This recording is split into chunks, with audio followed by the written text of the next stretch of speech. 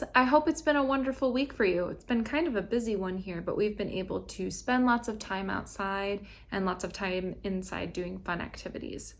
So we're learning about a lion in the garden today, and this is our affirmation. I forgive as I can, and my heart is filled with light.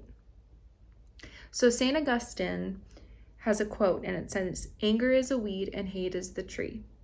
And Matthew 18:21-22 is, "Then Peter came up and asked him, 'Master, how many times can a companion wrong me and still expect my forgiveness? As many as 7 times?' Jesus replies to him, 'My advice to you is not 7 times, but 77 times. That's a lot of times to forgive somebody."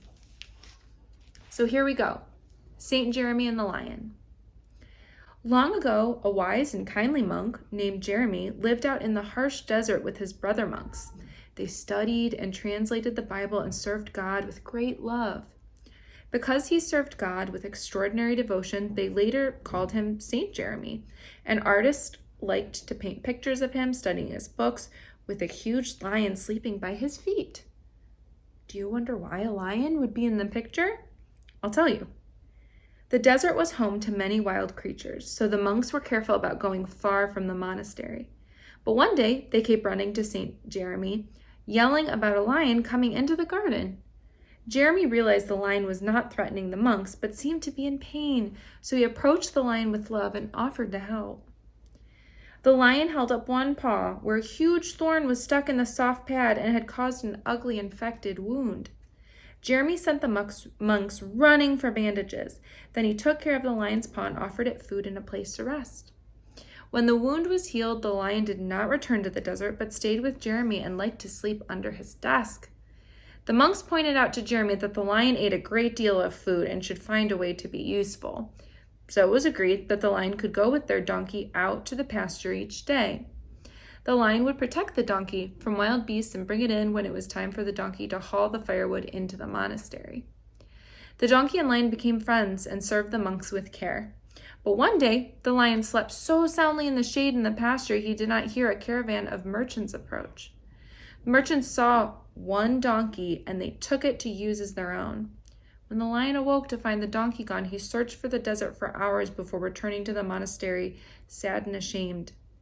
The monks feared the lion had eaten the donkey, and they insisted that he be given the donkey's job of hauling firewood as punishment. Jeremy could not believe the donkey had been eaten, but he agreed the lion should help now the donkey was gone. The lion worked hard, without resentment or anger, and spent his nights searching for his donkey friend. One night, in the light of the full moon, the lion saw his donkey friend tied up with a caravan traveling through the desert. He went running up to the caravan, roaring in anger and joy in seeing his friend.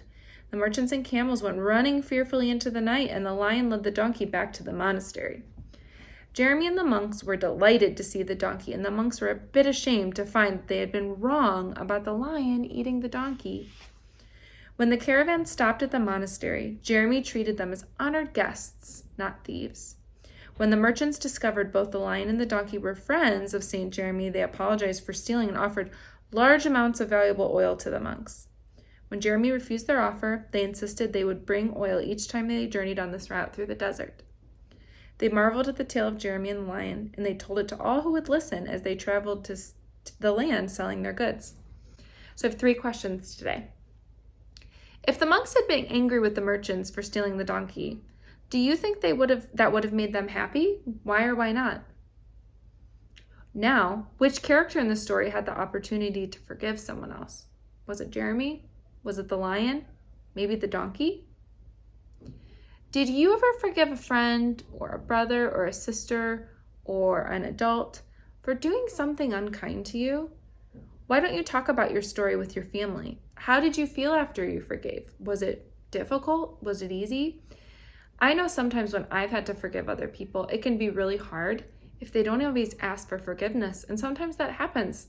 Sometimes we have to forgive in our own hearts even if people don't say they're sorry, and that's some really hard work.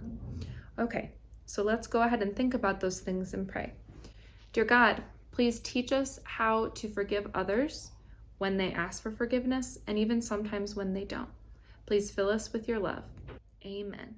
I hope you all have a wonderful week and have lots of opportunities this week to practice forgiveness. Bye, friends.